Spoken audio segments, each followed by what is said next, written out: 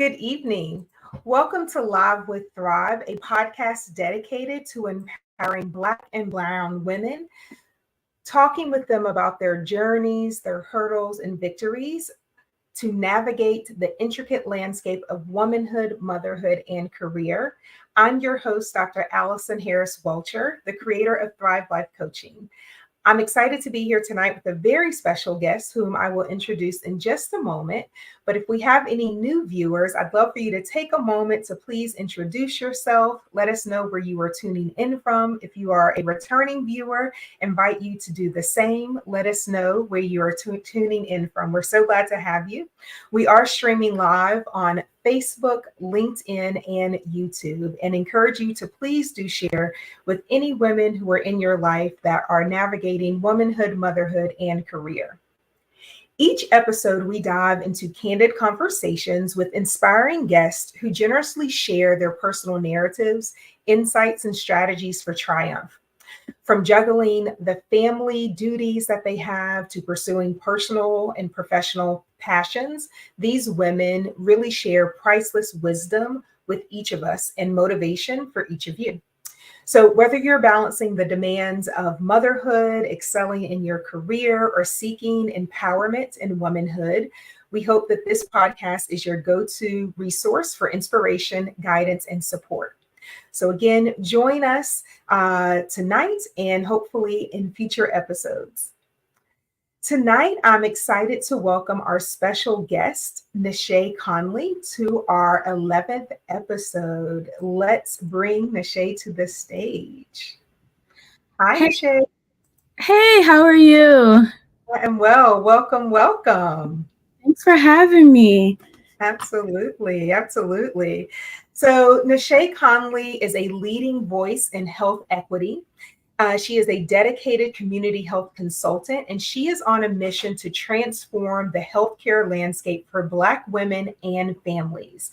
So, in this episode titled Championing Health Equity, A Vision for Black Women and Families, we'll explore with Neshé her inspiring journey through her roles as a wife, a mother, and an entrepreneur, and how she integrates all of these aspects of her life with her advocacy work.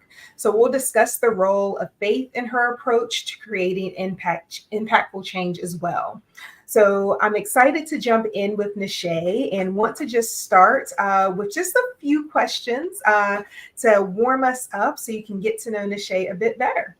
So, Neshé, if you could talk with us a little bit about one healthy habit that you have established that helps you to really thrive. I lean into my faith. Regardless of what your spirituality is, I lean into my faith and knowing that God has a plan for me and that everything will be okay through Him. Excellent. Love that. Thank you for sharing that. And I too am a woman of faith, and just being connected to the word and through prayer and fellowship is certainly a element of strength in my life for sure. So thank you for sharing.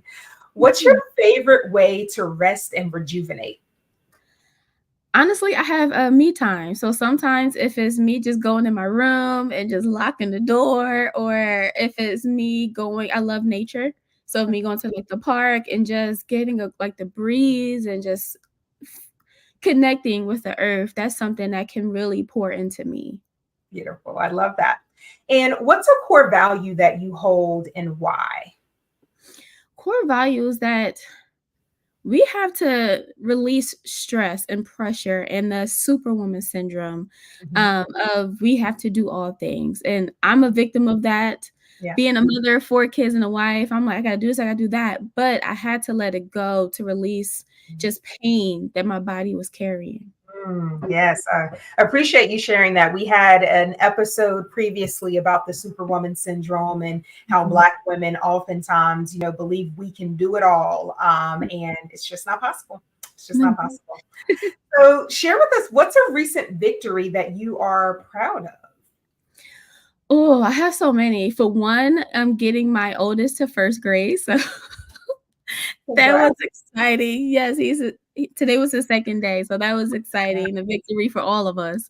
But also, I'm a part of a lot of community organizations, and one of them I can't mention the name just yet, but I am a newest member of a nationally known organization. So Nice. whenever I can announce that, please, just so Yes. support way any way possible.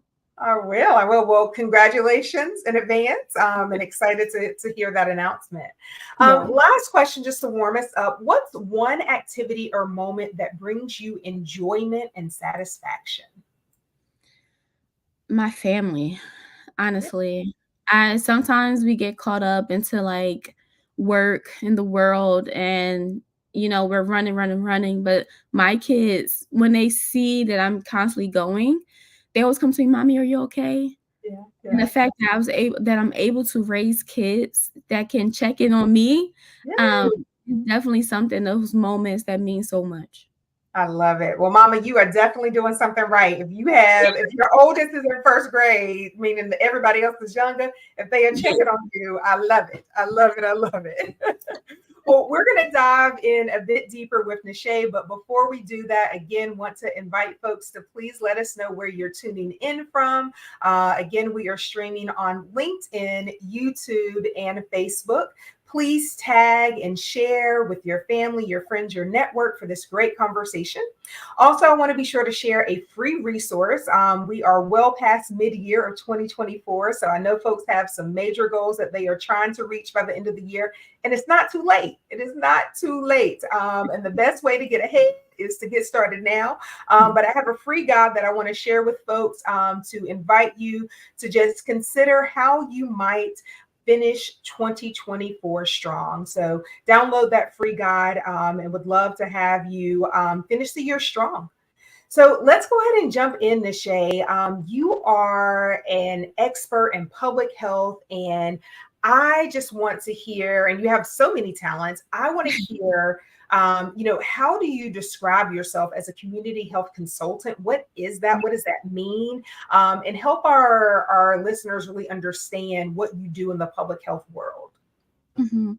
Thank you for that question. So, what makes me really stand out in the uniqueness of my work is that I use my personal beliefs and missions to drive and align me with clients or organizations that I work with. So, as a community health expert, I really focus on Black women and birthing people. In regards to maternal health, mental health, and chronic diseases. As we know, there's so many experts out there that are busting their butts, to change how things are looking for Black women and birthing people or Black families and young girls. But what I focus on is unanswered questions Mm. of certain topics, certain diseases, certain components of what it looks like in regards to the barriers that Black women, families, young girls experience. So I don't like to really I like to say I like to dig deep. I like to make people uncomfortable, right? Because Mm. that's the only way we can really figure out the root of all things. So being able to leave the surface and those surface conversations is not for me. I need to understand, what are Mhm. you feeling? Why are you feeling? What do your family look like? What's those cultural norms that Right. we experience that can cause us to continue on this path, Yeah. but to also backtrack so that we can look forward with a new change? I love that. I love that. So what I hear you saying is talk about the things that people, are kind of hesitant to talk about. They really need to know. They really need to know these answers to these questions. And you create space, right, Yes. for those conversations to happen. I love it. So what really led you to advocate for health equity for Black women and families, particularly? My own personal journey, my maternal journey. So I actually had a miscarriage my first pregnancy. I lost my first baby, and I didn't know that was a thing. Like, I knew miscarriage was a thing, so let me rephrase, but like, I felt so defeated. I felt like I couldn't have kids. I couldn't bear children. Like, I'm young, I eat healthy, I work out. I'm just like, what is happening?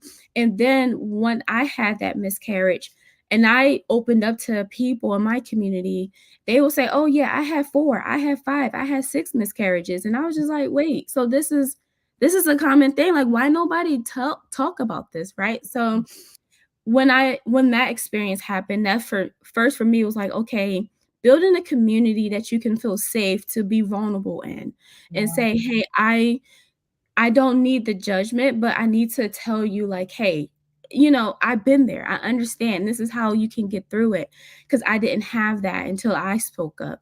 Going into my first live pregnancy, I had a white OBGYN, and I'm okay with that, and I didn't have a problem, but I brought some concerns that I had. I had symptoms of like floaters. There were if you don't know what floaters are, they're like little silver dots that you can see, like dots you can see in the air, because your vision, sometimes it can be headaches. I was having migraines. So when I brought it to my doctor, as I mentioned, she was a white OBGYN. She was just like, "Oh, you're okay. You're young, you're healthy, like you're just working because I worked in the healthcare space. You're just working a lot. That's it." Fast forward to after I delivered my son, I actually had delayed preeclampsia. And that was my concern. It was that I was experiencing preeclampsia, and they had to hospitalize me and give me a magnesium drip so that I didn't have a seizure.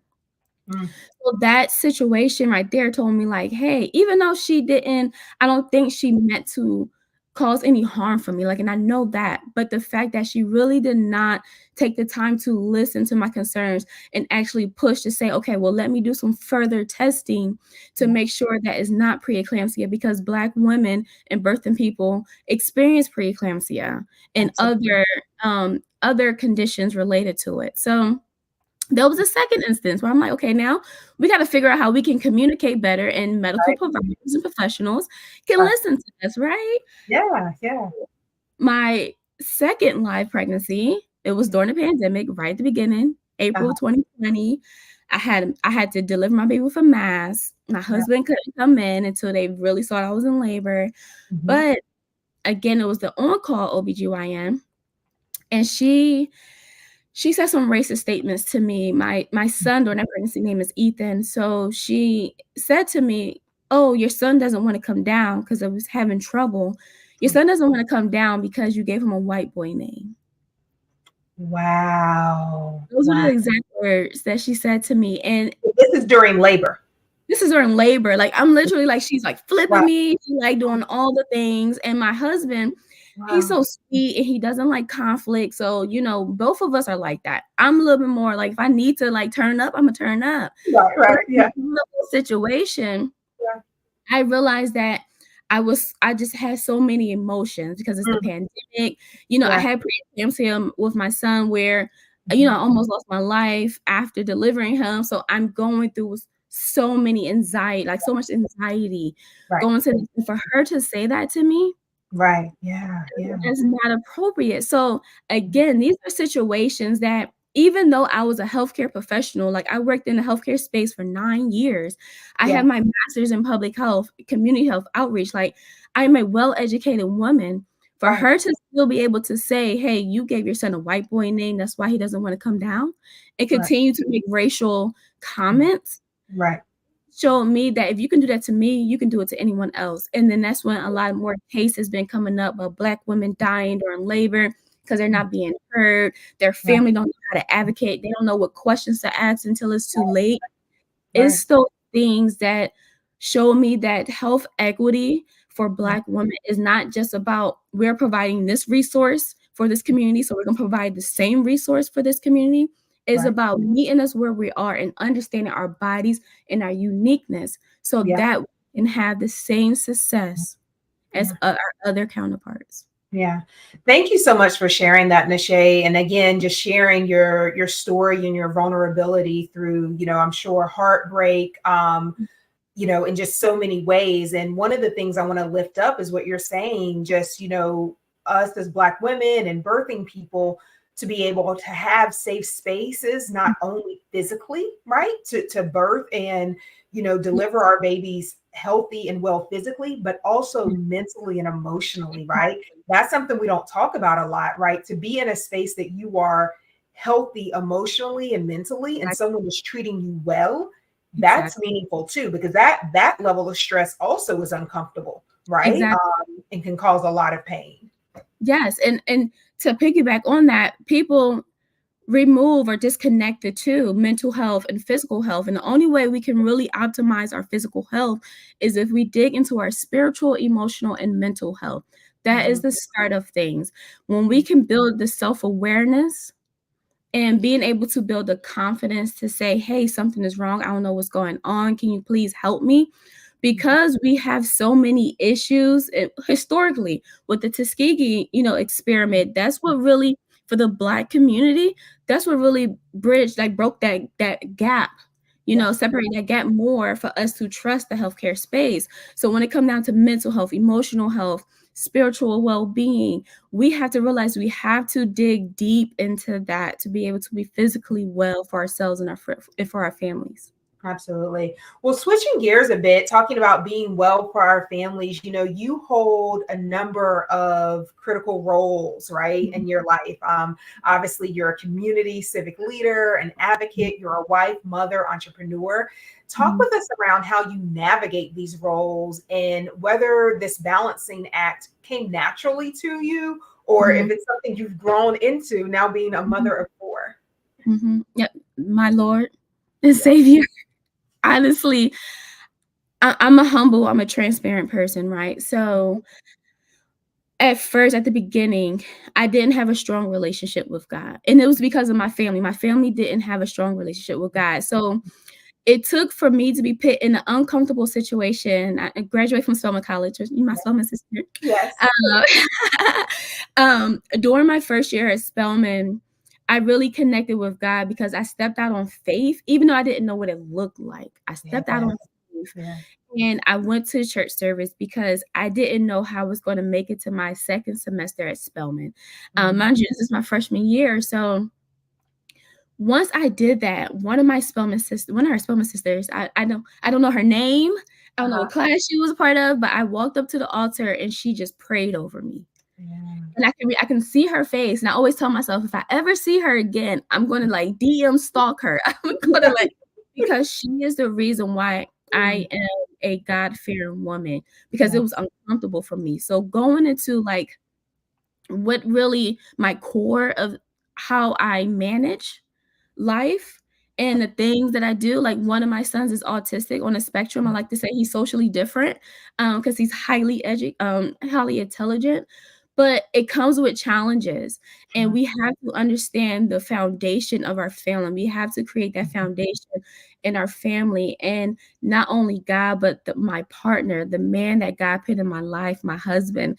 When Mhm. I tell you balance, I don't believe in balance. I don't. I just don't, because you gotta Yeah. prioritize things. That's how I look at it. You have to understand how to Yeah. prioritize life, the things that need to get done, and understand that if you gotta put something to the side, it's okay. But my husband shows up every day, every Yeah. minute, and I Yeah. couldn't do the things that I am doing without him and God. Yeah. Oh, I love that, Neshé. Thank you so much for sharing just that story and your strong faith. And so you talked about prioritization, Mhm. and I'm sure consistency comes into mind. You know, when you're juggling all of these roles, what strategies, yes, your prayer life, your Mhm. connection to God, but, what are some of the things that you're doing to make sure you stay grounded and you're not getting pulled in so many directions? I take some time for me. Even if Yeah. it's 5 minutes, if I feel myself getting overwhelmed, I Mhm. take a step back. Yeah. I Yeah. take a step back and it's okay. So how I start my day where I actually meditate, I read my Bible scriptures, and get my husband, make sure to pull all the kids away so I can have my safe space and my time to myself. So I start my day with that, and then I work out afterward. So it just gives me that clear mind, body, soul in the morning. And then I can pour into everyone else and support everyone else. And that's something that's crucial for us, is to understand that we need our own time. Mhm. I have Yeah. I I have 2 planners, girl. I'm a planner. I'm organized and I be jotting 3 Yeah. top part, like, that's me. But Yes. I make sure to implement 5 to Yeah. 10 minutes in between each task, because it also enhances my productivity throughout Yeah. the day. And I Yeah. know, okay, hey, this can happen or push back a little bit. So, but that's okay, because I communicate well as well with organizations or my family Yeah. members. No, Imma get to it, Yeah. but just not right now. Absolutely, absolutely. I love that. I love that. Right. And these practical strategies really do work, right? They help to just give you the breathing space that you need, right, in Yes. order to continue to show up in all of these roles that you hold, which I love so much. And so, jumping back to our early part of the conversation, you talked about community and how much community is a part of just what you do. And so, one of the victories is using your personal experiences to build communities. And so, Mhm. how have you used your journey as a wife, a mother, an entrepreneur to forge meaningful connections? And what has been the impact of your family and community?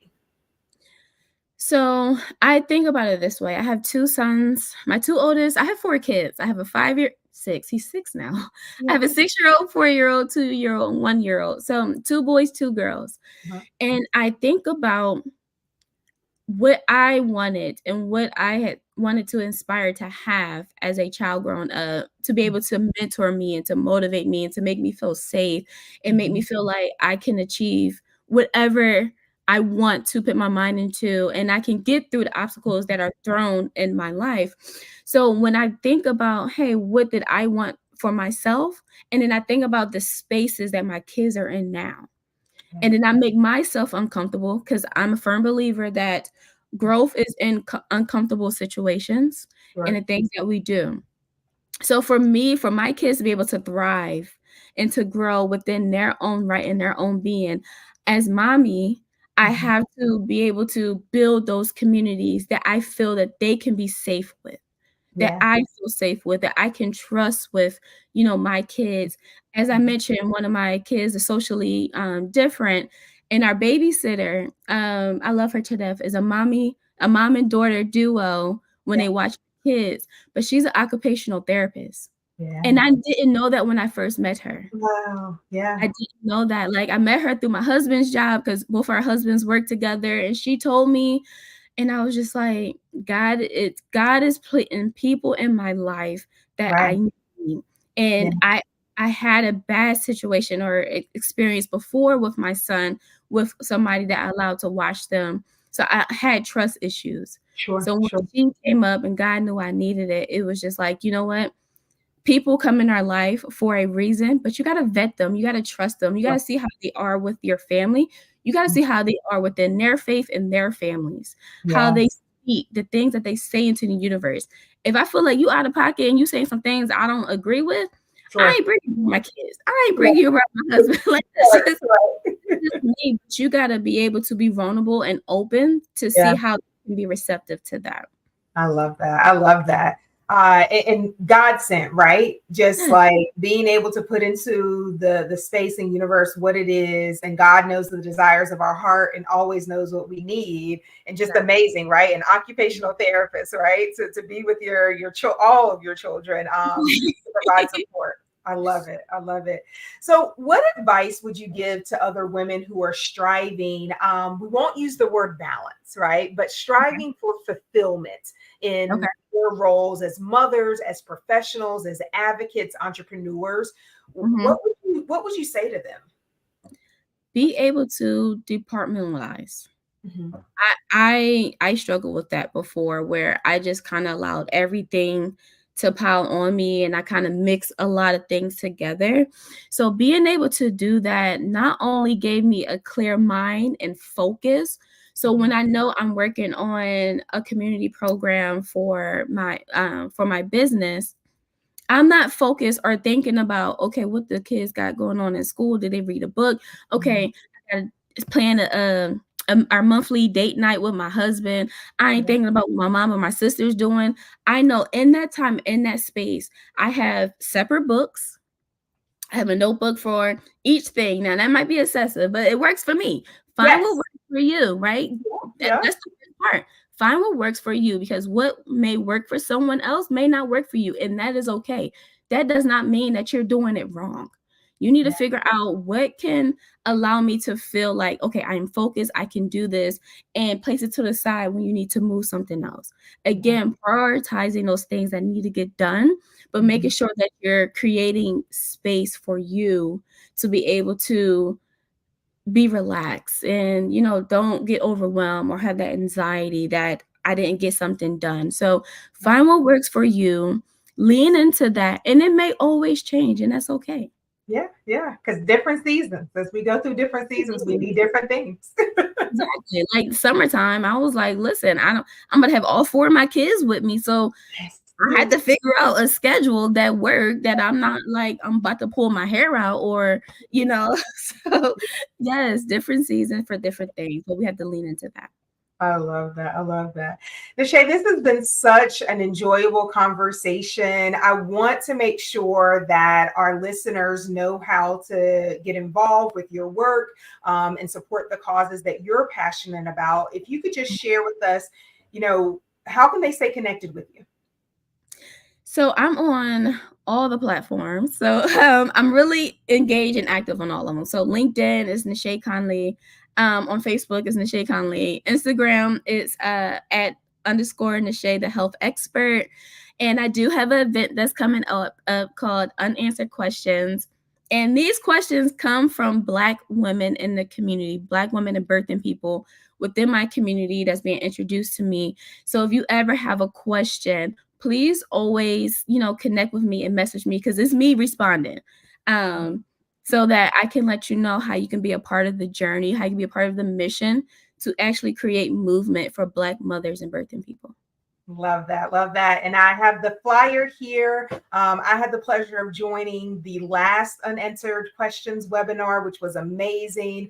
Neshé curated Black women from around the country who were sharing their own personal stories. I was so inspired. I sent it to my niece who is expecting her first child. And she's like, Auntie, what's this? It's like, you need to listen. You need to log on. So I'm going to make sure that she is tuned in. I am hearing a little birdie told me that my own OB will be a part of this next event, Dr. Mala Freeman Kwaku. If you all have been a part of the episode, she was on a previous episode 10 with us. So you do not want to miss this event. You do need to register to attend. So we'll be sure to drop that link if you're following Neshé or I on social media. We will be sure to add the link so that you can follow along and register for this event. So Neshé, before we officially close out here, would love for you to just leave final thoughts or words of encouragement for women who are seeking to thrive. Honestly, trust God's plan for you, and that's how you can thrive. Yeah, That's it. That's it. Trust God's plan for you. I love it. Well, listeners, please join me in giving a virtual applaud to Neshé Conley, my Spelman sister, a public health expert. She did not share. She is struggling with a bit of a sore throat, but girl, that was nowhere to be heard. You showed up. And this is kind of what we do as Spelman women. When it's time to show up, we show up. We show up and we show out. So, sis, I appreciate you. And thank you so much for your time this evening. Of course, thanks for having me. Good night. Good night. Thank you again so much for joining this episode. Again, we just spoke with Neshé Conley on championing health equity, a vision for Black women and families. So grateful that you were here for this conversation. I do hope that you were able to get something from the conversation, whether it's about how your faith can empower you in seeking fulfillment in all parts of your life, departmentalizing, figuring out ways to really narrow in and focus in on the task at hand and prioritize. So as we prepare to close out, I just want to again invite you to download your free guide to finish 2024 strong. We are excited that this year is coming, potentially to an end. Summer, if it's been really hot for you, hopefully it's about to cool down, but it also means the year is ending. And so perhaps there are some goals that you really want to accomplish before the end of the year. And so I have a free guide for you to download in order to really reflect and create some intentional action steps to accomplish those 2024 goals before 2025 sneaks up upon you. Do want to invite folks and remind folks that I do offer free empowerment strategy sessions. I have a passion for empowering and coaching and developing Black and brown women who are navigating the complexities of womanhood, motherhood, and career. Y'all, it is not easy out here in these streets. If you are trying to do it alone, that is not necessary. And so I hope that one, you have a tribe, you have a village that is holding you up, but also invite you to consider reaching out to me and scheduling some time just to talk through how you want to grow and seek fulfillment in all parts of your life as a mother, as an entrepreneur, as a career woman, as a professional in this world. And last but not least, just want to again to say thank you for joining.